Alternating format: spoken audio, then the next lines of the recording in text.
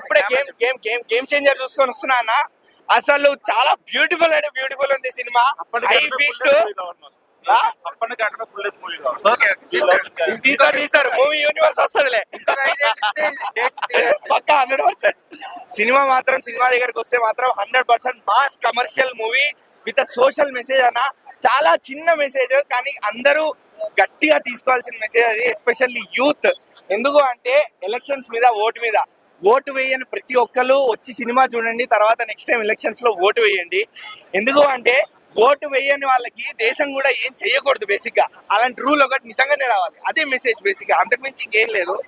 అలాంటిది మంచి mass elements తో, మంచి ట్రూ లైఫ్ ఇన్సిడెంట్స్ తో, మంచి రిఫరెన్సెస్ తో సినిమా తీశారు.